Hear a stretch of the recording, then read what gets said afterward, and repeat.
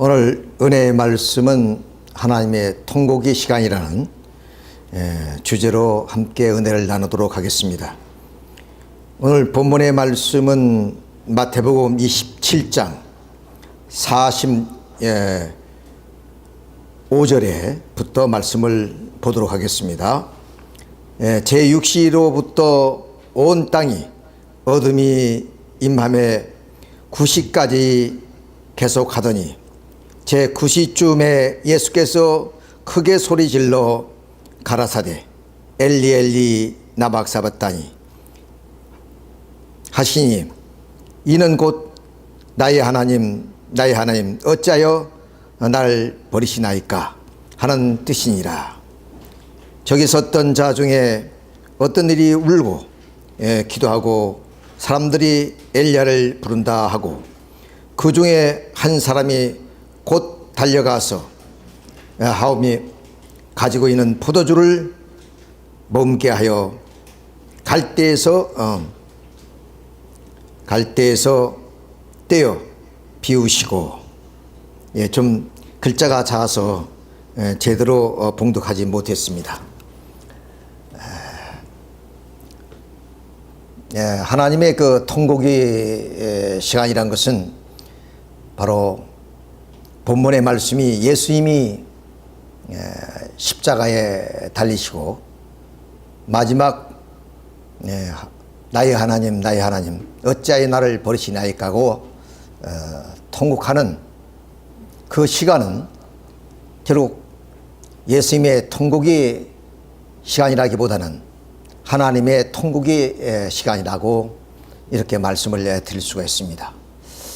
하나님은 우리 인간을 창조하신 근본적인 목적이 바로 하나님의 선의 대상으로서 기쁨의 실체로 창조를 하셨기 때문에 하나님의 말씀에 하나님의 형상대로 사람을 창조하시되 남자와 여자를 창조하시고 하나님이 그들에게 복을 주시며 그들에게 이루시되 생육하고 번성하여 땅에 충만하라 하는 그 말씀의 내용을 보더라도 하나님은 당신의 형상대로 지은 우리 인간이 바로 3대 축복을 이루어서 하나님의 기쁨의 대상이 되고 하나님의 창조 목적이 이루어지기를 바라셨던 말씀인 것을 우리는 알 수 있습니다.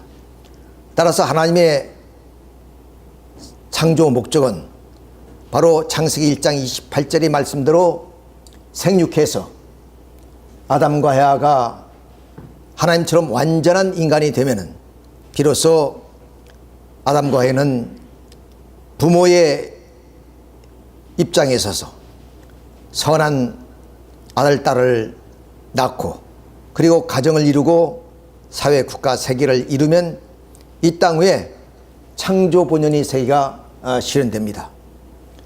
이러한 세계 속에서 살고 있는 사람을 우리는 지상천국에 산다고 얘기를 합니다. 그럼 이런 지상천국을 이루어 사는 사람들은 어떤 사람이냐? 하나님적 가치를 가진 존재이다 하는 얘기입니다. 이것은 마침 부모와 자녀의 관계를 우리가 연상해 보게 됩니다. 자녀는 부모에게 있어서 부모 이상의 그런 가치적인 존재입니다. 부모는 자식을 위해서 무엇인지 할 수 있는 그런 입장이 바로 부모의 심정입니다. 예컨대 자식이 어려움을 당할 때는 부모는 그 어려움을 대신하고자 하는 것이고 또 아플 때는 부모는 그 자식 대신 아프고자 하는 것이 부모의 마음입니다. 어쩌면 자식을 위해서 목숨까지 바칠 수 있는 것이 부모의 심정입니다. 이처럼 우리 완성한 인간은 하나님의 형상대로 지음받았기 때문에 하나님의 자녀입니다. 그리고 하나님은 우리의 아버지십니다. 따라서 우리 인간과 하나님의 관계는 부자지의 그런 인연입니다. 그런데 부자지의 인연 속에서 우리가 태어났기 때문에 우리 인간은 그 하나님의 그런 가치 이상의 가치적 존재라 그 말입니다. 하나님의 입장에서 봤을 때 그러면 그 아담과 헤아는 하나님의 이상적 가치를 가진 그런 존재, 눈에 놔도 아프지 않은 그런 존재, 이것이 바로 우리 지상천국을 이루어 사는 인간들의 그런 가치의 기준입니다. 뿐만 아니라 그 인간들은 모두가 다 유일무이한 존재입니다. 이 땅 위에 70억 인류가 살고 있으니까 뭐 그 가치야 서로 비등하다고 생각하지만은 개개인은 모두가 뭐냐면 개성진리체로 창조된 존재입니다. 개성진리체란 말은 개개인이 모두가 다 하나님의 닮은 존재라는 사실입니다. 하나님의 닮은 그 존재는 어떤 존재야? 하나님의 이상적 가치를 가진 존재이기 때문에 그 존재는 모두가 유일무이한 그런 가치를 가지고 있다는 얘기가 되겠습니다. 그리고 그런 인간은 바로 인간을 본으로 하여서 피조세계를 창조했기 때문에 인간은 천주적 가치를 가지고 있다는 것이에요. 그래서 성서에도 보면은 내가 온 천하를 얻고도 내 한 목숨을 잃으면 무슨 가치가 있겠느냐 하신 말씀은 우리 인간의 그 가치는 이 천주를 주고도 바꿀 수 없는 그런 가치적인 존재라는 것을 이야기하고 있습니다. 이것이 바로 하나님의 인간을 창조한 창조의 이상이고 하나님의 창조 본연의 세계입니다. 이렇게 인간이 타락하지 않고 하나님의 말씀대로 축복을 이루어 뭐냐면 역사가 출발됐다면 이 땅 위는 어떤 고통도 그리고 아픔도 전쟁도 없는 평화의 세계, 행복한 세계가 연속되어 나왔을 것입니다. 그렇지만 우리가 아는 것처럼 인간이 하나님의 그런 따먹지 말라는 계명인 선악과를 따먹음으로 인해서 결국 우리 인간은 타락한 그런 존재가 되어버렸습니다. 그 타락은 바로 이렇게 아담과 헤아가 선한 부모가 되어야 되는데 이 타락으로 말미암아 바로 환부역조돼서 악한 부모가 되어서 악한 혈통을 후손에게 번식할 수밖에 없는 그런 입장이 됐다는 것입니다. 따라서 이 선악과라는 문제는 바로 단순한 나무의 열매가 아니라 바로 이 거짓 사랑과 거짓 혈통과 거짓 생명으로 채워진 하나의 내용이 바로 선악과라는 말입니다. 그러니까 선악과를 따먹음으로 말미암아 어떠냐? 아담과 헤아는 거짓 사랑으로 말미암아 바로 선한 아버지 어머니가 되어서 선한 인류를 번식해야 될 아담과 헤아는 악한 부모가 되어서 악한 혈통을 인류에게 번식하게 되기 때문에 인류는 바로 뱀의 자식이 되고 마귀 자식이 되고 썩어짐의 종로를 타는 존재가 되어버렸다. 그것은 바로 환부역조가 되어서 아담 헤아가 선한 부모가 되지만 악한 부모가 되었기 때문에 그로 인한 그 혈통이 더럽혀짐으로 인해서 그 후손들은 바로 예수님 말씀한 것처럼 뱀의 자식, 마귀 자식이 됐다는 사실이에요. 자, 이런 인간의 그런 타락의 결과는 어떠냐? 그것은 바로 원죄를 가지게 됐다. 그 말입니다. 즉 선악과를 따먹은 것이 바로 원죄입니다. 이런 원죄로 인해서 뭐냐면 자범죄, 유전죄, 연대적인 죄 이런 죄를 이제 가지게 됐다는 사실입니다. 그러면 이 원죄란 걸 뭘 말하느냐? 다시 말하면 인간 시효가 선악과를 따먹으로 인해서 거짓 사랑에 의해서 바로 선악과를 따먹었단 말이에요. 그러니까 거짓 사랑에 의한 거짓 혈통이 그러면 나타나게 됐고 그래서 거짓된 부모가 됐다 그 말입니다. 그래서 이 원죄란 것은 사탄이가 너희들은 내 자식이다 하는 하나의 징표가 되는 거예요. 사탄이가 우리의 주인이 되고 이 세상을 치리하는 그런 임금이 되고 그런 왕이 될 수 있는 방법이 뭡니까? 그것은 바로 이 원죄란 즉 혈통이라는 그 문제 때문에 그렇다. 사탄이가 하나님이 창조한 이 아들 딸들을 사탄이 자녀로 만들 수밖에 없는 이유는 뭐냐? 그것은 혈통밖에 없습니다. 그러니까 이 원죄란 것은 바로 사탄이 혈통을 받았다는 뜻이에요.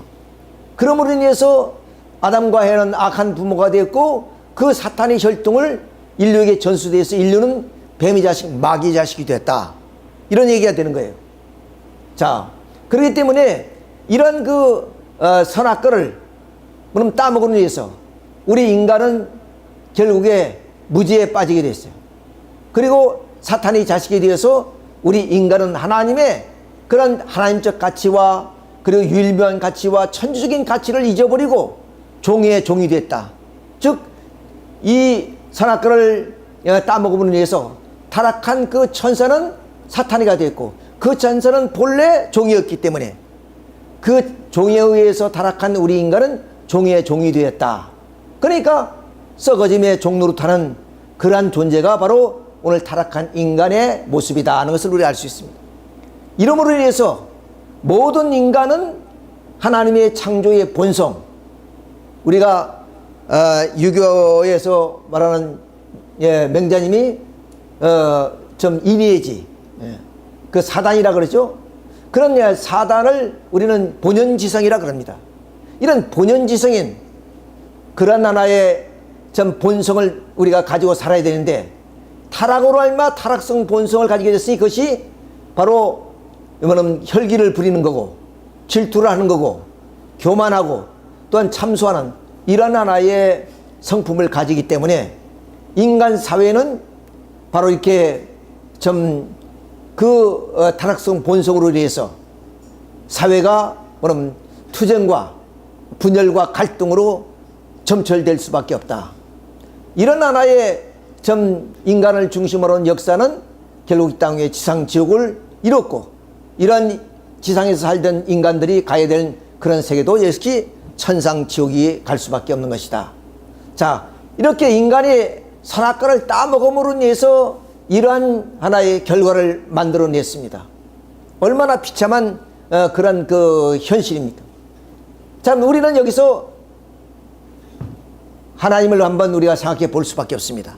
자, 하나님은 전지하고 전능하신데 어떻게 해서 인간이 선악과를 따먹는 것을 모를 리가 있겠느냐? 아신다면 왜 능력이 하나님이기 때문에 그것을 막지 못했느냐? 이런 당연한 질문을 우리가 던지지 않을 수가 없습니다. 그래서 그 질문에 대한 내용을 한번 우리가 생각해 보도록 하겠습니다.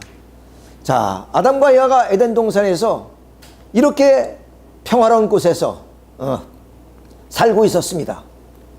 그런데 바로 하나님은 그 아담과 에바에게 당부의 말씀이 뭐냐? 동산 각종 나무의 실과는 내가 임의로 먹되 선악을 알게 하는 나무의 실과는 먹지 말라. 내가 먹는 날에는 정령 죽으리라 하시니라. 여호와 하나님이 지으신 들짐승 중에 뱀이 가장 강교하더라. 뱀이 여자에게 물어 가로되 하나님이 참으로 너희들로 동산 모든 나무의 실과를 먹지 말라 하시더냐. 즉 하나님이 아담과에게 이 각종 실과 나무가 있는데 그 중에 선악과 나무 열매는 먹으면 죽는다고는 그런 말씀 가운데 바로 들짐승과 이제 강교한 이 뱀이 바로 아담과 에바를 이제 유혹하는 겁니다. 자, 여자가 뱀에게 말하되 동산 나무의 실과는 우리가 먹을 수 있으나 동산 중앙에 있는 나무의 실과는 하나님의 말씀에 너희는 먹지도 말고 만지도 말라. 너희가 죽을까 하노라 하셨느니라. 뱀이 여자에게 이르되 너희가 결코 죽지 아니하리라. 너희가 그것을 먹는 날에는 너희 눈이 밝아 하나님같이 되어 선악을 알 줄 하나님이 아심이라 그랬습니다. 이 여자가 그 나무를 본즉 먹음직도 하고 보암직도 하고 지롭게 할 만큼 탐스럽기도 한 나무인지라 여자가 그 실과를 따먹고 자기와 함께한 남편에게도 주매 그도 먹은지라 이에 그들이 눈이 밝아 자기들이 몸이 보신 줄 알고 무화과 나무의 불을 엮어 치마를 하였더라. 자, 이 내용을 우리가 보게 되면 분명히 하나님은 아담과 에바가 선악과를 따먹는 것을 알 수 있었다. 이렇게 볼 수 있고, 그리고 이렇게 뱀의 유혹에 의해서 아담과 에바가 선악과를 따먹는 그 순간에 하나님은 분명히 만류할 수도 있을 것이다. 한마디만 했더라면 내가 따먹으면 죽는다고 했지 않느냐. 이런 한마디만 했더라면 결코 아담과 에바는 이 뱀의 유혹이 있다 할지라도 그 열매를 따먹지 않았을 것입니다. 이것이 오늘 이 성서 구절을 통해서 우리가 좀 던질 수 있는 하나의 질문입니다. 이건 누구나 던질 수 있는 질문이에요. 자, 이렇게 아담과 헤아는 평화로운 에덴 동산에서 자유분방하게 살고 있는데 그런 강교한 뱀의 유혹에 의해서 선악과를 따먹을 때 내가 따먹으면 정령 죽는다 했지 않느냐 한마디만 했더라면 절도 아담과 헤아는 타락하지 않았을 것입니다. 근데 왜 하나님은 침묵을 지켰느냐 그 말이에요. 이것이 오늘 좀 신학에도 풀지 못하는 하나의 좀 과제라고 볼 수가 있습니다. 자, 이런 하나의 내용을 우리의 좀 문선명 참 아버님의 말씀을 통해서 원리를 통해서 이것을 조명하고자 하는 겁니다. 자, 하나님이 인간 조상의 타락행위를 간섭지 않은 이유가 뭐냐? 말씀드린 것처럼 하나님은 전지하고 전능하기 때문에 인간의 타락을 알고 있었으며 그리고 그것을 얼마든지 뭐냐면 간섭할 수 있었다. 그런데 왜 하나님께서는 이것을 간섭하지 않은 이유가 무엇이냐 하는 그 이야기를 좀 다시 한번 우리가 질문을 던져보는 겁니다. 하나님은 사랑의 하나님, 원리와 법도의 하나님, 그리고 능력의 하나님, 이렇게 우리가 많은 그 하나님의 속성을 얘기할 수가 있습니다. 그런데 아무리 하나님이 사랑의 하나님이라지만 그 사랑은 반드시 원리와 법도와 질서 속의 사랑입니다. 원리와 법도와 질서를 떠나서는 그 사랑은 참된 사랑이 아닙니다. 그것은 우리 인간 사회도 마찬가지입니다. 요사이 우리 윤석열 정부는 법과 원칙에 의해서 모든 것을 나라를 다스리겠다 이런 말씀입니다. 그건 너무나 당연한 얘기입니다. 만약에 이 사회가 법과 어떤 질서와 그리고 원칙을 무시해버린다면 이 사회는 혼란될 것입니다. 혼란이란 것은 얼마나 무서운 것이냐. 어떤 분이 이런 말씀을 한 걸 제가 들었어요. 혼란한 것보다 뭐냐면 독재가 낫다 그랬습니다. 아무리 뭐냐면 악한 사람이 독재를 저지러도 사회의 혼란보다는 낫다는 겁니다. 사회의 혼란은 원칙도 없고 질서도 없고 법 체제가 무너진 겁니다. 그냥 무방비 상태예요. 그러니 강자만이 뭐냐면 살아남을 수 있는 그런 사회입니다. 그러나 독재란 것은 꼭 그렇지 않습니다. 독재는 질서가 있고 또한 법도가 있습니다. 물론 인간의 자유를 구속시키고 국민의 그런 좀 자유를 박탈할 수도 있지만은 그래도 그 사회는 질서가 있는 사회입니다. 우리가 해방 이후에 우리 좀 나라에 많은 그런 그 변화들이 벌어진데 그 시대의 군정하에 대단히 무질서했습니다. 그러니까 좌익과 우익이 난무해서 서로가 비방하고 또 폭동을 일으키고 그것이 제주도 사슴 사건, 여수순천 반란 사건, 대구 폭동 사건 등 그 수많은 그 무질서 이런 법과 질서를 무시하는 그런 상황입니다. 자, 그런 상황 속에서 어떻게 우리 인간은 그런 평화롭고 안정된 생활을 유지할 수 있느냐. 그러니까 하나님이 그런 그 질서와 법도의 세계도 마찬가지입니다. 아무리 사랑의 하나님이지만 그 사랑의 하나님은 법과 원리와 법도와 질서 속에서의 사랑입니다. 그런 그 원칙을 뭐냐면 이제 절대적으로 세우셔서 하나님은 사랑으로 주관하시고 또 사랑을 통해서 역사해 나가시는 분이시다 하는 것을 우리가 먼저 이해를 해야 됩니다. 자, 그런 입장에서 그럼 하나님이 이렇게 인간 타락 행위를 알면서도 말로 하지 못한 이유가 뭐냐? 그건 첫째로서의 그런 절대적인 질서를 세우기 위해서입니다. 원리를 세우기 위해. 그것이 창조 원리예요. 창조 원리. 창조 원리의 절대성과 완전 무료성을 위해서. 만일에 이 창조 원리의 절대성이 상실하고 완전 무기성이 상실하면 마침 사회가 법과 질서가 무시돼서 혼란한 상황과 똑같습니다. 우리가 밤하늘의 별들을 보십시오. 얼마나 질서정연하며 또 우리가 살고 있는 이 지구도 얼마나 질서정연합니까? 사계절의 변화, 그리고 하루에 밤과 낮의 그런 변화, 수백 년 수천 년이 흘러도 단 1초 1분도 틀리지 않습니다. 그 질서와 법도와 질서가 유지된 때이기 때문에 자연이 유지될 수 있고 인간의 삶도 그 질서 속에서 평화를 유지하며 살아갈 수 있다는 얘기예요. 자, 그렇기 때문에 하나님은 물론 사랑도 크고 중요하지만 그에 앞서 이 창조의 원리 절대성과 완전 무게성을 손상시키는 일은 절대로 할 수가 없다는 말이에요. 자, 그런 예가 바로 아담 에바의 타락의 사건입니다. 원래 우리 인간은 이렇게 창조 원리에는 하나님은 이 창조주로 계시면서 바로 인간을 이렇게 주관하시게 되는데, 인간은 하나님을 닮아서 하나님의 창조성을 가지고 만물을 주관하도록 되어 있습니다. 따라서 우리 인간이 이런 창조성을 가지기 위해서는 어떠냐? 바로 성장기간을 통해서 인간 자신이 책임 분담을 통해서 완성하도록 되어 있는 것입니다. 따라서 이 성장기간은 바로 간접주관권, 즉 하나님이 간섭할 수 없는 기간에 인간의 책임을 다함으로 말미암아 바로 하나님의 창조성을 닮아서 만물을 주관할 수 있게 된다는 겁니다. 그러므로 해서 이 기간은 원리 결과 주관이다. 즉 원리에 의해서 그 결과만을 하나님이 주관하기 때문에 원리 결과 주관권이다, 이런 얘기를 합니다. 근데 만일에 하나님이 간섭할 수 없는 이 간접 주관권에 인간의 타락 행동을 간섭하시게 되면 어떻게 되냐? 바로 인간에게 책임 분담을 주어서 창조성을 받음으로 만물을 주관케 하시려던 그런 인간의 책임 분담을 무시하는 것이 되며, 또 이런 인간은 책임 분담을 다함으로 알마 만물을 주관할 수 있다는 창조 원리를 무시되는 것이다.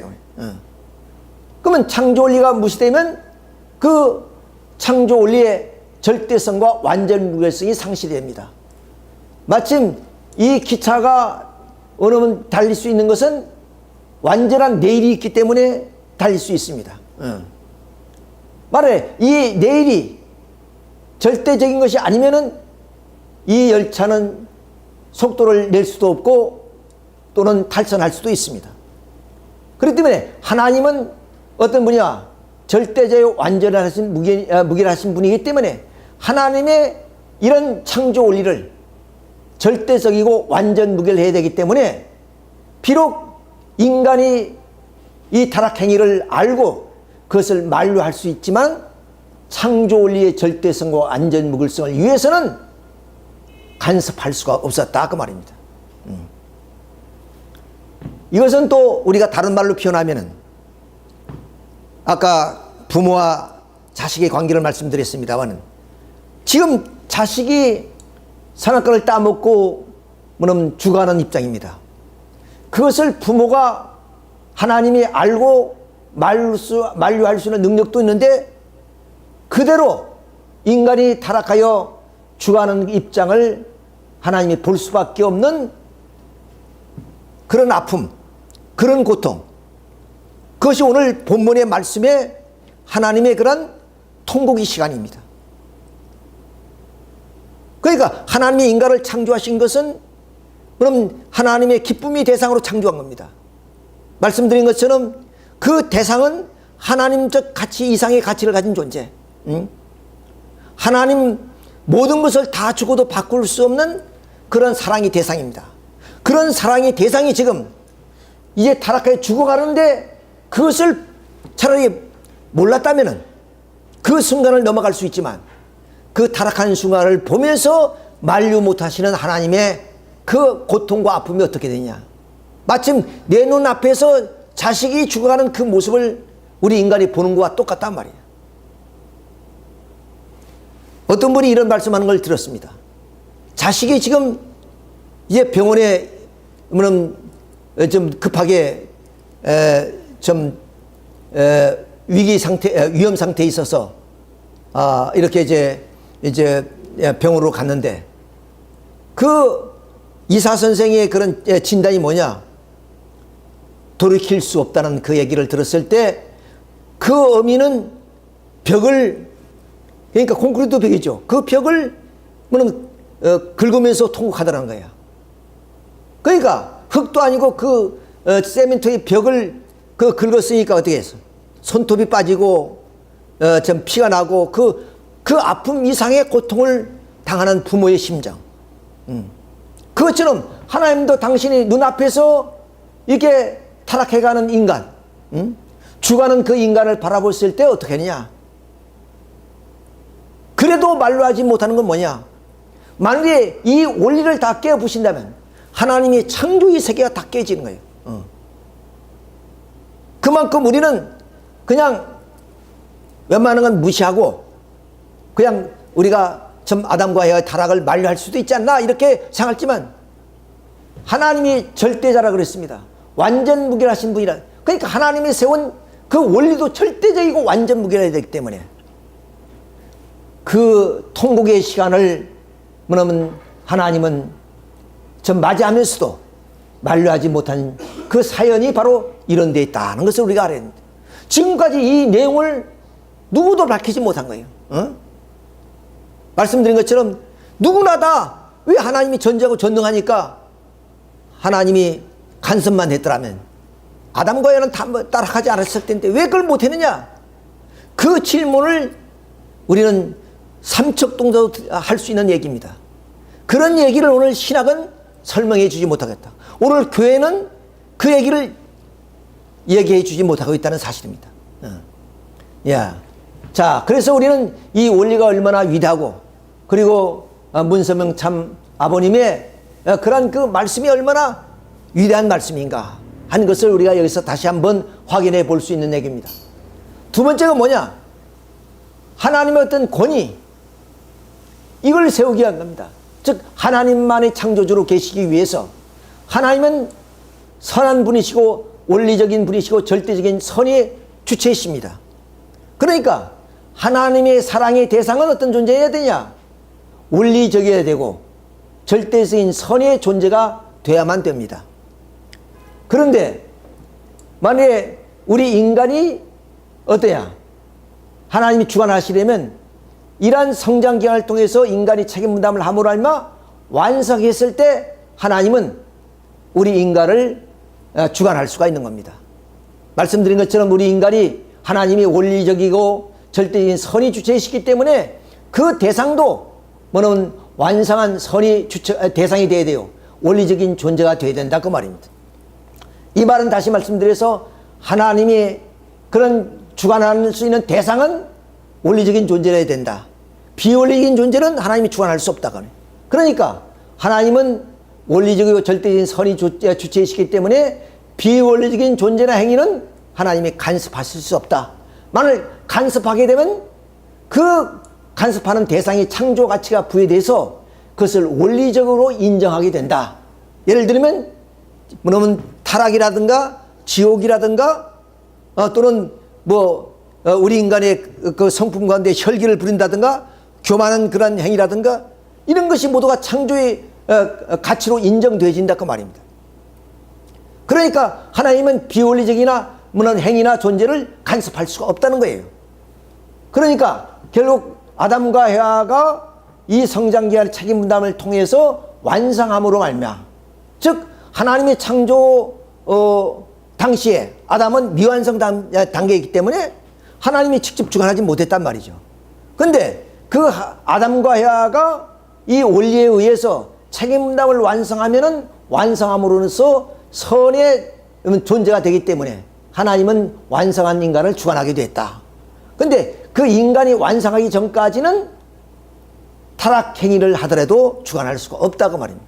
따라서 이와 같이 미완성한 기간에 타락 행위를 하나님이 간섭하게 되면 바로 하나님께서는 간섭하면 창조의 가치가 부여해요. 원리적인 것으로 인정된다 그랬습니다. 그러니까 이 타락도 새로운 원리가 세워지는 겁니다. 타락이 뭡니까? 불륜이죠. 불륜. 그러니까 불륜도 하나님의 원리다 하고 하나님의 원리로 인정이 되어진다 그래요. 왜? 간섭했으니까, 창조의 가치가 부여되니까 바로 이 불륜도 뭐냐면 창조 원리가 된다 그 말이에요. 그러니까 이 세상에 불륜을 저질러도 그건 죄가 아니에요. 물론 순결을 지켜서 사랑하는 것도 원리이지만은 이런 입장에서 봤을 때 세상에 불륜을 저지르도 그것은 원리이기 때문에 죄라고 볼 수가 없는 겁니다. 자, 그러면 이런 원리를 누구 때문에 세우느냐? 사탄이가 타락 행위를 통해서 이루어졌기 때문에 사탄으로 말미암아 이러한 불륜이란 원리가 세워지게 된다. 그럼 어떻게 해서? 뭐는 그 참사랑과 그리고 불륜이란 두의 하나의 원리가 세워지게 되고, 그런 의미에서 하나님은 참사랑의 주인이 되고, 그리고 불륜의 그런 하나의 원리의 주인은 사탄이가 된다. 그러니까 두 주인이 타락이 되는 것이다. 그러므로서 하나님이 창조주로, 하나님만 창조주로 계시기 위해서는, 즉 이 사탄이 정의란 존재를 인정하지 않기 위해서는 인간이 타락하는 그 장면을 보고 알고 그것을 만류할 수 있지만 그것을 만류할 수 없었다. 그 시간이 통곡의 시간이다. 그 시간은 뭐로 표현할 수 없는 시간이다. 아까 뭐냐면 예수님이 십자가에 돌아가실 때 3시간의 어둠이 있었다 그랬습니다. 그런 어둠과 같은 아픔과 통곡의 그런 시간, 그런 하나의 시간이 바로 이 인간수의 타락의 그런 하나의 순간이었다. 왜 그러느냐? 그럴 수밖에 없느냐? 하나님만이 창조주로 계시기 위해서. 만일에 그 아담과 에바를 살리기 위해서 간섭했다면 바로 사탄인 바로 창조주 하나님과 함께 뭐냐면 서로 하나님과 사탄이가 서로 창조주 입장에 서게 되는 것, 입장이 되고, 그리고 이 땅 위에는 선과 악이 뭐냐면 끝없이 투쟁하는 하나의 입장에 서게 됩니다. 그렇기 때문에 사탄이란 존재를 인정할 수도 없고, 악이란 그 자체도 우리가 그림자를 뭐냐면 좀 찾아볼 수 없는 그런 아름다운 세계를 만들기 위해서는 하나님은 그것을 알면서도 간섭할 수 없었던 이유가 바로 여기에 있다는 것을 우리가 알 수 있습니다. 그럼 세 번째는 인간을 만물의 주관에 세계에서 하나님은 생육하고 번식하여 만물을 주관하라 그랬습니다. 그러니까 하나님이 그럼 5일 동안에 창조했던 이 모든 세계, 만물 만성을 창조하고 인간을 주인으로 세우셨습니다. 그러니까 인간의 만물의 주관 위에 세우기 위해서 되냐? 만물은 이 자연의 질서, 즉 원리에 의해서 완성했습니다. 그러면 인간도 완성해야 돼요. 따라서 하나님은 창조주이기 때문에 그럼 인간을 주관할 자격을 가지고 있어요. 인간을 주관할 자격이 있습니다. 그것처럼 인간도 만물을 주관하기 위해서는 바로 그런 자격인 창조성을 가져야 된다고 말입니다. 따라서 하나님께서는 인간에게 창조성을 부여하여 만물을 주관하기 위해서 바로 이런 성장 기간을 두고 인간의 책임 분담을 통하여 완성함으로 인해서 하나님의 창조성을 가지고 만물을 주관하기 위해서 이렇게 하나님께서는 바로 이런 하나의 원리를 세우셨다고 말입니다. 원리를 세우셨다는 거예요. 자, 이런 원리가 있음에도 불구하고 만일 인간이 책임 분담을 못해요 성장 기간에 타락할 때 하나님이 그것을 간섭하시게 되면 어떻게 되냐? 하나님께서 바로 책임 분담을 완수하지 못한 그런 인간으로 하여금 만물을 주관하게 할 뿐 아니라 미완성한 인간을 완성한 인간과 동일시하는 그런 모순이 나타나게 됩니다. 그리고 하나님은 원리적인 분이심에 원리에 의해서 뭐냐면 창조하시고 원칙에 의해서 섭리하신 하나님은 이 창조 원리가 무시되지 않도록 하기 위해서, 즉 인간을 만물의 주관에 세우기 위해서 바로 이 타락의 행위를 간섭할 수가 없었다. 그러니까 하나님이 이같이 구구절절에 이런 타락의 행위를 알고 간섭할 수도 있고 만류할 수도 있는 능력과 그리고 좀 그런 하나의 전지성을 가지고 있으면서도 왜 만류하지 못했느냐? 그것은 이러한 하나의 사인 때문에 그렇다. 하나님이 창조한 이 세계의 질서와 법도가 조금도 파괴돼서는 안 되기 때문에 그 절대적인 질서를 세우기 위해서 그렇다. 아까 서론에 말씀드렸습니다만 사랑이 아무리 귀중하더라도 그 사랑은 어떻게 질서와 법도 위의 사랑입니다. 자, 예를 들면은 우리 인간이 뭐냐면 하나님이 그 축복해 준 그런 하나의 가정, 이런 가정은 어떻게 있습니까? 바로 부모의 사랑, 부부의 사랑, 자녀의 사랑이 깃든 곳입니다. 그렇죠? 그럼 이런 부모와 사랑, 부부 사랑, 자녀의 사랑은 어디서? 이런 사회기대란 질서 속에 이루어지는 겁니다. 즉 오늘 부모를 중심한 부부의 사랑을 이루고 그 부부의 사랑을 통해서 자녀가 탄생하는 이 모든 가정은 어떻게 하냐? 가정이란 질서 속에 이루어지는 것이다. 그러므로 인해서 어떻게 하냐? 바로 이 3대 사랑을 통해서 바로 사회, 국가, 세계, 이런 심정의 문화 세계가 이루어지게 됩니다. 그럼 이런 세계가 이루어지면 질서 위에 이런 하나의 사랑의 바탕을, 질서라는 바탕 위에 이런 사랑이 이루어지기 때문에 그 세계는 어떠냐? 사랑을 중심하고 이렇게 부모와 자식, 그리고 선배와 후배, 스승과 제자, 이런 부부의 그런 관계, 이런 관계가 바로 주고받는 회로의 거리, 또 각도 방향, 그리고 수소작용의 힘, 속도 차이 등에서 천태만상의 조화가 벌어진다. 이렇게 하늘의 별처럼 그렇게 변화무쌍한 그런 하나의 이 질서와 사회가 이루어지는 건 뭐냐? 바로 질서와 법도, 즉 창조의 질서가 있기 때문에 그렇다. 창조의 질서가 있기 때문에 그렇다. 만일에 말씀드린 것처럼 아무리 사랑이 귀중한 걸지라도 그 창조의 질서가 깨지면 이런 사랑을 나눌 수가 없습니다. 이런 사랑이 나눌 수가 없습니다. 이런 사랑은 곧 질서 속에서, 창조의 질서 속에서 이루어지는 것이고, 그러므로 말미암아 이 사랑을 통해서 이러한 천태만상의 조화로운 아름다운 세계를 이루어집니다. 즉 창조의 세계라는 어떤 거냐? 조화의 세계입니다. 만일 창조의 세계가 그냥 계속 여름만 온다든가 계속 겨울만 온다든가 또 이 창조의 세계가 변화가 없다든가 이러면 얼마나 지루하겠습니까? 근데 그 창조의 세계는 우리가 헤아릴 수 없는 변화, 그런 발전, 그런 일들이 벌어지고 있잖아요. 이렇게 뭐냐면 그 가정마다 뭐냐면 주고받는 어떤 그 사랑의 힘, 속도, 방향, 회로의 거리 따라서 이런 천태만상의 조화가 벌어지듯이 바로 이 창조의 세계는 그런 세계란 말이에요. 그런 아름다운 세계입니다. 그러니까 그런 아름다운 세계를 영위하고 또한 인간이 사랑을 통해서 행복을 느끼기 위해서는 창조의 법도와 질서가 세워진 기대 위에서만이 가능하다. 그런데 아담 해와가 타락하는 그것을 만약에 간섭했다면 그건 창조의 질서를 위배하는 것이고 파괴하는 행위가 된다. 그러면 모든 것이 다 끝나버립니다. 모든. 자, 이런 입장에서 바로 하나님께서는 인간 타락의 그 내용을 아는 그 순간 통곡이 벌어졌지만 결국 그것을 만류할 수 없었던 하나의 이유가 여기에 있다 하는 것을 우리가 알아야 됩니다. 자, 이렇게 해서 우리는 인간 시조를 창조하셨던 하나님, 기쁨을 위해서 창조하고 기쁨이 대상이 되어서 천태만상의 조화를 이루어서 행복한 인간의 그런 삶을 영위하도록 이렇게 창조리를 만들어 놨는데 인간의 타락행위를 간섭하지 못한 이유가 그런 창조의 질서를 파괴하지 않기 위해서 하나님은 그 고통의 순간을 이겨내야만 했다.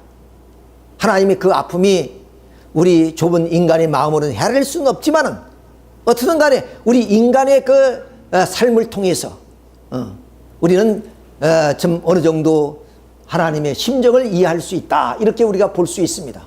자, 그러면 하나님은 이러한 사랑의 하나님인데 이러한 세계를 인간의 타락으로 이루어졌다 해서 그대로 내버릴 것이냐? 그것이 아니다. 하나님은 바로 타락한 인간을 구원하신다. 구원하기 위해서 돼야 이 땅 위에 바로 우리 인간을 구원하는 그런 구세주 메시아 참봉으로 이 땅에 보내신다. 그런 분을 오시던 분이 바로 예수님이었다 그 말이에요.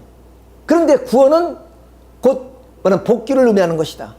물에 빠진 사람을 구원하는 것은 물에 빠지기 전의 입장으로 뭐는 복귀하는 것이고, 병든 사람을 구원하는 것은 병들기 전에 건강한 모습으로 회복시켜주는 것. 그러니까 죄에 빠진 인류를 구원한다는 것은 죄가 없는 상태로 복귀시켜준다 그 말입니다. 예. 자, 그래서 우리는 이 땅 위에 구세주 메시아로 오신 이 예수님을 믿고 우리는 구원하기 위해서 바로 신앙생활을 하게 되는 겁니다. 그런데 오늘 기독교 신앙은 뭐냐? 이런 예수님이 우리를 구원하셨다는데 이렇게 건강한 모습으로 우리 인간을 구원한 것이 아니라 당신이 십자가의 보혈이 피로 말미암아 우리를 구원했다는 겁니다. 여기에 또한 하나의 신학적인 논쟁이 벌어지는 겁니다. 자, 2000년 전에 예수님이 이 땅에 십자가를 지신 목적은 당신의 피 대속으로 인류를 구원하기 위해서 필연적으로 피를 흘릴 수밖에 없었다. 그 사건이, 피를 흘리는 사건이 바로 십자가 사건이다 그 말입니다. 그러면 이 십자가 사건이 어떤 의미를 가지고 있느냐 하는 것을 우리가 여기서 다시 한번 살펴보도록 하는 겁니다. 자, 우선 예수님의 죽음이 어떤 죽음이냐 하는 것을 우리가 살펴요. 그것은 우리가 사도들의 언행과 하나님의 섭리로 봐서, 그리고 예수님 자신의 언행을 통해서 우리가 이것을 살펴보면 예수님이 십자가 사건을 확실하게 알 수가 있습니다. 첫째, 사도들의 언행을 보면 어디냐? 예수님이 죽음을 모두가 붕괴했다는 겁니다. 물론 2000년 전도 그렇지만 지금도 그렇습니다. 아무리 십자가의 피 대속으로 인간을 구원했다 할지라도 인간의 예수님이 십자가를 졌다는 그 자체에 대해서는 로마 병정에 의해서, 유대 민족의 불신에 의해서 초래된 것이기 때문에 붕괴하고 서로 하는 것은 너무나 인지상정이다 이렇게 얘기합니다. 그리고 그 유대인들이 얘기도 그렇습니다. 그리고 가장 순교회를 처음 한 사람이 스데반이라는 집사인데, 이 스데반이 집사의 순교 과정도 그렇습니다. 목이 곱고 마음과 귀에 할애를 받지 못한 사람들아, 너희들은 항상 성령을 거스러 지금까지 어느 선지자를 핍박하지 않았냐? 이제 너희들은 그 선지자를 핍박했을 뿐 아니라 살인한 자가 됐다. 예수님을 살인했다. 이렇게 얘기하고 있는 겁니다. 자, 이런 사실로 봤을 때 바로 예수님은 십자가를 통해서 인류를 구원하러 오신 것이 아니라 유대 민족의 불신 때문에 예수님이 십자가에 돌아가셨다 하는 결론에 이르게 됩니다. 또 우리는 하나님의 섭리로 봤을 때도 그렇습니다. 하나님이 이 땅에 예수님을 보내실 때까지 믿음의 조상 아브라함을 부르시고 그 아브라함의 혈통을 통해서 선민을 세우시고 그 선민들이 이렇게 예수님이 몸된 성전을 짓고 이 성전에서 예배를 드리는 목적은 뭐냐? 장차 오실 예수님을 맞이하기 위한 겁니다. 이렇게 예수님은 먼 2000년이란 시간적 거리를 두고 선민 이스라엘 민족은 예수님을 사모하면서 기다려왔습니다. 자, 그리고 예수님이 그 당대에 이런 훌륭한 세례왕 같은 선지자를 보내서 예수님을 증거하게 했습니다. 예수님이 세례왕이 예수님을 증거합니다. 나는 그를 알지 못하지만 나 뒤에 불과 성신으로 세례를 주는 이가 곧 하나님 말씀하시기를 하나님의 아들이라 증거하게 내가 증거한다 그랬습니다. 또 이 세례원 당시에 굉장히 그 사회에 있어서 존망받는 그런 분이었습니다. 이런 분이 뭐냐? 나 예수님의 신발을 신겨드리지도 못한 그런 존재에 불과하다. 이렇게 자기를 한없이 낮춰서 예수님을 증거했던 그런 분입니다. 이렇게 훌륭한 세례왕까지 보내서 예수님을 증거하게 한 이유가 무엇이냐? 그것은 역사가 그랬던 것처럼 이 땅 위에 오시는 그 예수님을 바로 이제 메시아로 모시기 위한 하나의 준비의 과정이다 그 말입니다. 이런 철저한 유대민족의 그런 2000년의 그런 준비 과정을 거쳐서 예수님이 오시긴 것이다. 그런데 그 예수님이 이런 준비했음에도 불구하고 스스로 죽기 위해서 또 하나님의 섭리가 예수님이 십자가를 달려야만 뜻이 이루어진다는 그런 논리는 성립될 수가 없다는 얘기입니다. 이것은 어디까지나 유대민족으로 하여금 예수님을 메시아로 믿게 하기 위한 하나의 하나님의 섭리였고 또 세례요한의 그런 증거였다는 사실입니다. 이건 누구도 부정할 수 없는 사실이에요. 그런데 예수님이 십자가를 지게 됐다는 것은 결국에 유대인들이 불신 때문에 초래된 결과이지, 그리고 예수님이 인류를 구원하기 위해서 십자가를 지시기 위한 것이 아니다. 어쩌면 예수님이 살아서 인류를 구원해야 될 그러한 하나의 내용이 유대인들이 섭리를 몰라서 예수님을 십자가에 내줬다 하는 결론에 이르게 됩니다. 그럼 예수님 자신이 언행을 봐서 우리 살펴봅시다. 자, 제자가 예수님에게 묻습니다. 어떻게 해야 하나님이 일을 하는 겁니까? 물었을 때 하나님의 보내신 자를 믿는 것이 하나님의 뜻이라 그랬습니다. 그러니까 예수님은 내가 십자가로 가는 것이 인류 구원의 길이 아니라 너희들이 나를 믿음으로 인해서 내가 너희들을 구원할 구세주 메시아 참부라고 말씀하시는 겁니다. 자, 이것을 유대민족이 인정하지 않으니까 예수님께서 뭐냐, 에루살렘성을 붙이고 에루살렘아 에스라마 선지자를 죽이고 파송된 자를 돌로 치는지요. 암탉이 그 새끼를 날개 먹듯이 내가 너희를 품으는 적이 몇 번이었더냐고. 오늘 이스라엘 민족이 자기의 품으로 돌아오지 않은 것을 한탄하십니다.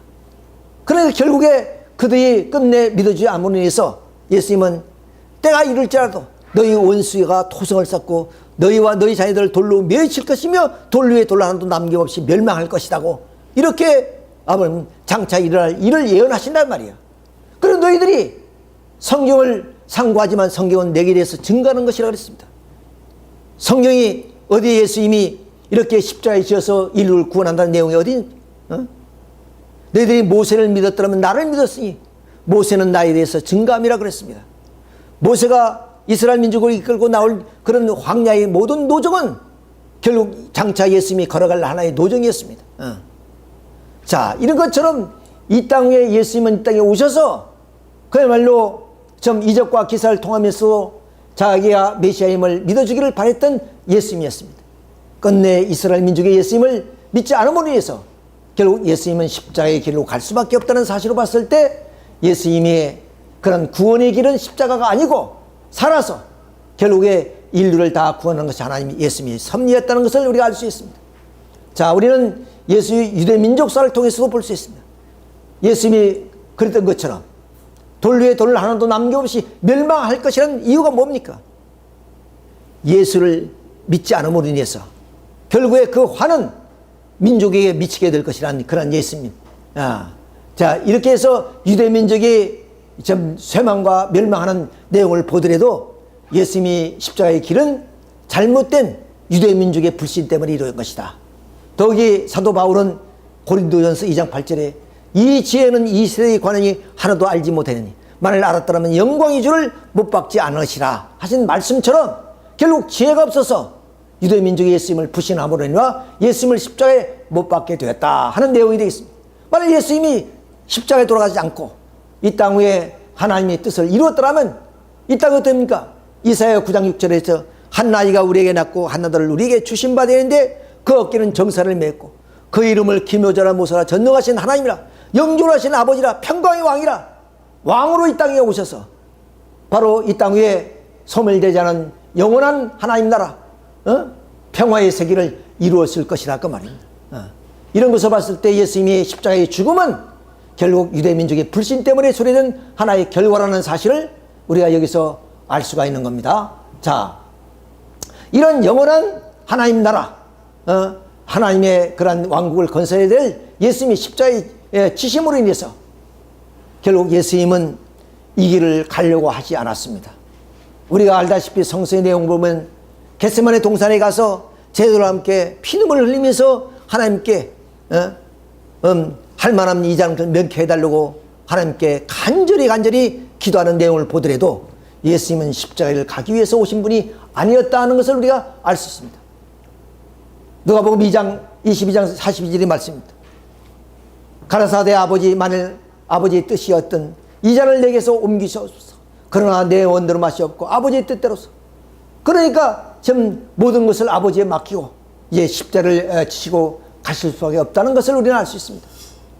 예수님이 이후에 포박이 되어서 결국 유대인들에 의해서 유대인 이외인 사내들임의 사형 언도를 받습니다.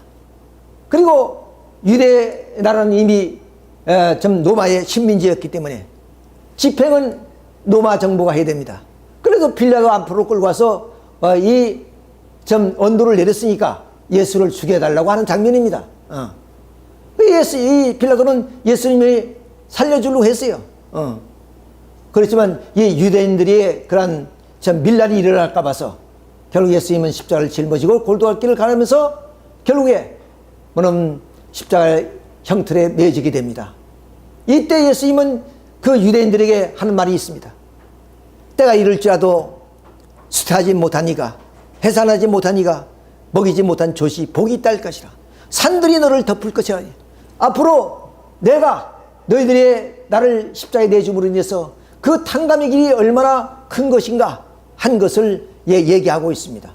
자, 이렇게 해서 예수님은 십자가에 돌아가실 때 아까 본문의 말씀이 겁니다. 3시니까 우리나라 시간으로 말하면 그건 유대 시간인데 우리나라 시간은 정오를 말합니다. 정오. 그러니까 3시에서 9시까지 어둠이 깃들었다는 거예요. 그 어둠이 깃들었다는 건 뭘 말하느냐? 하나님이 차마 볼 수가 없었다는 것이에요. 하늘도 울고 땅도 울고 온 만물만 세상에 통곡하는 그 순간이다. 왜? 아담과 헤아가 선악과를 따먹는 그 순간 하나님이 차마 그것을 볼 수 없었던 것 마찬가지로 4,000년 만에 이 땅에 보내신 독생자가 저렇게 처절하게 죽어가는 그 모습을 보고 하나님은 차마 그것을 볼 수가 없었어. 눈을 가렸다는 그 시간입니다. 그 시간이. 하나님이 눈을 볼 수가 없었다 그 말입니다. 그러면 왜 하나님은 바로 십자가상에서 왜 살 수 없었느냐? 예수님이 아까 그 성서에 나왔으면 엘리 엘리 라마 사바티 하나님 어째 나를 버리시나이까? 이런 통곡의 기도를 들으신 하나님이 왜 침묵을 일관했겠느냐 그 말입니다. 이것은 이제 여러 가지 배우의 내용이 오늘 시간이 없으니까 말씀을 못 드리지만은 바로 당신이 사랑한 독생자, 이 독생자를 바쳐서 사탄이 요구대로 뭐냐면 이 독생자를 십자가에 매달아서 바로 인류를 구원하기 위한 하나의 방제였다. 그러니까 하나님은 4,000년 만에 이 땅 위에 보내신 독생자를 희생시켜서라도 인류를 구원하는 것을 놓지 않겠다는 그 말씀입니다. 아까 타락행위를 간섭지 못한 것은 하나님이 엄정한 그 창조 원리 질서를 파괴하지 않겠다. 그 질서를 위해서 아담과 해를 희생시키는 그런 과정같이 바로 이 타락한 인류를 구원할 수 있는 이제 뭐냐면 제3의 방법이 뭐냐? 독생자를 보내서도 그 뜻을 이룰 수 못하기 때문에 그 독생자까지 희생시켜서라도 인류를 구원하겠다는 하나님의 사랑을 여기서 표현해 주는 것이다.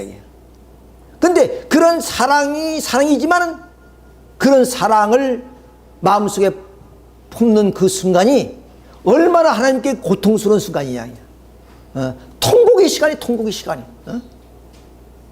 그것이 성서에는 3시간이 어둠이라고 표현하고 있지만 그 어둠이 우리가 생각하는 그 어둠이 아니다. 말씀드린 것처럼 그런 자식이 부모 앞에서 그러면 죽어가는 그 모습, 고통을 당하는 그 모습 이상의 그런 아픔을 갖고 바라보시는 그 하나님의 그런 심정을 오늘 이 하나님의 통곡의 시간으로서 표현하고 있습니다만 이렇게 해서 예수님은 돌아가셨다는 거예요. 자, 이렇게 해서 예수님은 정말로 이런 고통의 시간을 통해서 돌아가시는데 구체적으로 말하면 결국에 살아서 예수님은 지상 천국을 이뤄야 되는데 결국 물론 십자가에 짊어지게 되었습니다. 자, 그러면 하나님이 이 인류를 구원한다는 것이 뭐냐? 이렇게 우리 인간은 영육으로 타락했기 때문에 바로 이 땅에 육신을 쓰시고 예수님이 오셨습니다. 따라서 우리는 예수님을 믿음으로 인해서 우리 육신은 예수님의 육신과 접붙임이 되고 또한 우리 영은 예수님의 영과 접붙이게 되어서 예수님이 말씀한 것처럼 피와 살을 먹는 입장이 되는 거죠. 일체가 되는 것이다. 그래서 우리 인간은 영육으로 타락한 인간이 영육으로 구원을 받는 겁니다. 그런데 유대민족의 불신으로 인해서 바로 예수님이 십자가에 돌아가시게 됐단 말이에요. 그러니까 십자가에 돌아가심으로 인해서 하나님은 이 사탄의 요구대로 예수님을 십자가에 내주고 인류를 구원하시는 방법이 무엇이냐? 바로 이렇게 십자가에 돌아가신 예수님을 믿는 성도들은 결국 예수님과 일체를 이뤘기 때문에 예수님이 육신이 사탄에게 침범했잖아요. 그러니까 어떠냐? 성도들의 육신도 사탄이가 침범하게 되는 겁니다. 그러니까 아담부터 내려오는 원죄가 청산되지 못하고 남아졌기 때문에 이런 조건에 의해서 사탄은 끊임없이 우리 인간을 악으로 끌고 가는 겁니다. 그래서 데살로니가전서 5장 10절에 쉬지 말고 기도하라는 말은 뭐냐? 원죄가 있었기 때문에 사탄이가 호시탐탐 너희 육신을 노리고 있으니까 그것을 단절하기 위해서는 골방에 들어가서라도 기도를 통해서 사탄과의 관계를 끊어야 된다는 그것이 예수를 믿음으로 알마 바로 이 육신의 고통입니다. 자, 이런 반면에 하나님은 이에 예수님이 육신을 사탄에게 내주고 그 대신 사탄이 일선이자 하나님이 일선이기 때문에 예수님을 죽음에서 부활시킨 사건이 바로 오늘 기독교의 부활입니다. 이렇게 부활함으로 말미암아 예수님은 영적으로 다시 살아나게 됐단 말이에요. 영적으로 살아났기 때문에 이 영적으로 부활하신 예수님을 믿는 성도들도 영적인 하나의 부활에 의한 구원의 혜택이 되는 것입니다. 그래서 우리는 십자가의 사건은 결국 육신은 사탄에게 내준 하나의 내용이고 영적으로 부활 사건을 통해서 우리 인간의 예수를 믿으면 영적 구원이 이루어지게 되는 것이다. 따라서 우리 십자가를 믿는 그것은 뭐냐? 영적 구원을 의미하는 것이다. 그러니까 육적 구원이 미완성으로 남아지기 때문에 이 땅에 다시 재림해서 영육과 아울러 구원 섭리를 이루신다는 거예요. 자, 이 내용이 뭐냐? 예수님이 십자가에 돌아가는 그 순간 하나님이 예수님을 십자가에서 끌어내릴 수밖에 없는 이유가 뭐냐? 인류를 구원하기 위해서 사탄이 요구대로 예수님을 십자가에 내어주고 그의 사탄이 일선이자 하나님이 일선이기 때문에 바로 하나님도 최선의 그런 역사를 통해서 예수님을 부활시켜서 이 타락한 인류를 구원하기 위해서 예수님이 십자가에 그런 아픔과 고통, 통곡의 시간을 마다하지 않고 하나님은 그것을 다 감수하면서 결국 독생자를 보내야만 했던 그 예수님이었다 하는 것을 우리가 여기서 알 수가 있는 겁니다. 자, 그래서 로마서 3장 1절에 그리스도 예수 안에 있는 속량으로 말미암아 하나님의 은혜로 값없이 의롭다 하심을 얻은 자 되었느니라. 자, 우리 값없이 은혜를 받았죠. 이 예수를 하나님의 그의 피로서 믿음으로 말미암아 화목제로 세우셨으니, 즉 예수를 화목제로 세워서 인류를 구원하기 위해서 화목제로 삼으셨다고 말입니다. 이 예수가 어떤 분입니까? 4,000년의 예수님이 독생자입니다. 에덴 동산에서 아담과 에를 잊어버렸고 다시 4,000년 역사를 통해서 독생자를 보냈는데 그 독생자도 사탄 앞에 바쳐야 되는 그런 그 아픔과 고통. 그래서 성서는 3시간의 어둠, 그 아픔과 고통이 3시간의 어품이 바로 하나님에게는 통곡의 시간이었다는 것을 우리가 여기서 알 수가 있는 겁니다. 자, 이렇게 해서 결국 이 예수님을 통해서 이 땅 위에 완전한 구원을 이룩하기 위해서는 다시 이제 육신을 쓰고 재림해서 에덴 동산이 이루지 못한 3대 축복을 이루어서 결국 인간이 잊어버렸던 이러한 가치를 회복할 때 비로소 하나님은 슬픔과 고통에서 해방되어지고 인류도 그와 더불어서 이런 천국 생활을 영위할 수 있게 됐다. 지금 어때요? 이젠 재림이라는 한 역사를 남겨놓고 있다는 사실을 우리는 알아야 됩니다. 오늘 기독교인들은 바로 이 예수님의 피 대속으로 구원을 받았다고 하지만 그걸로 끝난 것이 아니라 이제는 재림이라는 한 과정을 통해서 이제는 복귀 섭리가 남아있다는 사실을 우리가 이 원리를 통해서 밝혀주는 것이고, 그리고 이런 원리를 펼쳐나오신 하나님, 그것은 바로 3시간의 어둠이라고 표현했지만 그것은 그거에 시간적으로 따질 수 없는 그런 고통과 아픔의 하나님의, 그래서 하나님의 통곡의 시간이었다는 말씀으로 오늘 말씀을 드렸습니다. 우리 함께 기도 올리겠습니다. 사랑이 많으신 아버지 하나님, 3시간의 그런 어둠이 깃들었다는 것은 하나님의 통곡의 시간이라고 말씀을 드렸습니다. 그렇습니다. 어느 어미가 자식이 아픔과 고통을 당하는 그 모습을 보고 기뻐할 자가 어디 있고 두 다리를 펴고 단잠을 잘 수 있는 부모가 어디 있습니까? 타락한 세상의 부모들도 그러거늘 만유의 주제 되시고 사랑의 본체 되신 하나님께서 사랑하는 자식들이 선악과를 따먹고 타락하는 그 모습, 그리고 4,000년 만에 독생자를 보냈는데 그 독생자가 유대인들에 의해서 십자를 치는 그 광경을 차마 볼 수 없는 그런 순간이었습니다. 그러기에 오늘 이 소자는 하나님의 그런 통곡의 시간이라고는 짤막한 제목을 붙였습니다만 그것으로서 어찌 다 하나님의 그 심정을 표현할 수가 있겠습니까?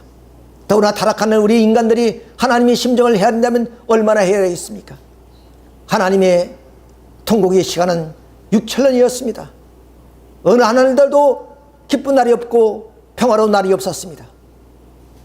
그리고 인간사계도 끝없는 그런 전쟁과 상충의 역사였기 때문에 그를 바라보시는 하나님의 슬픔과 고통은 얼마나 컸습니까? 그리고 섭리사에 수많은 선제들을 보냈을 때마다 그들이 핍박받고 죽어가는 모습을 바라보던 하나님, 이런 슬프고 한많은 하나님을 문성우리 참부모님께서는 한의 하나님이라고 한마디로 말씀하셨습니다. 그리고 하나님 한을 풀어드리기 위해서 내가 왔노라고 말씀하셨습니다. 그래서 하나님께서 참마버님을 효자 중에 효자라고 말씀하신 내용이 바로 여기에 있습니다. 인간 세상에 잘났다는 사람, 권세를 가진 사람, 많은 지식을 쌓은 사람이 하나님이 이 슬픔과 고통을 아는 사람이 있었습니까? 어느 누구도 그것을 헤아려 본 적이 없습니다. 하나님은 높고 높은 데서 오는 권세를 누리면서 인간을 심판하시면서 그리고 영광의 주로 계신다고 우리는 믿고 있는 사람들이 얼마나 많습니까? 그러나 이 세상에서 가장 불쌍하시고 처절하시고 한이 맺힌 분이 있다면 그것은 이 세상에서 살다간 죽은 어떤 영혼도 아닙니다. 비교될 수 없는 하나님의 그러한 슬픔이요 고통이었다는 사실을 오늘 이 시간을 통해서 우리는 잠시 헤아려 볼 수 있는 시간을 허락해 주신 은혜 앞에 감사드리며, 오늘 이렇게 저희들은 그 하나님의 심정을 모르고 살아온 우리의 시간들을 회개해 보면서 이제 전력으로 마지막 성의를 우리가 보내게 됩니다. 아버님, 새해에는 더욱더 큰 뜻을 통해서 하나님의 한을 풀어드리는 우리 형제 자매 하나님의 아들 딸이 되어지기를 바랍고 나며 축복의 중심 가정 허경한 이름으로 간절히 보고 기도 올려 싸움나이다.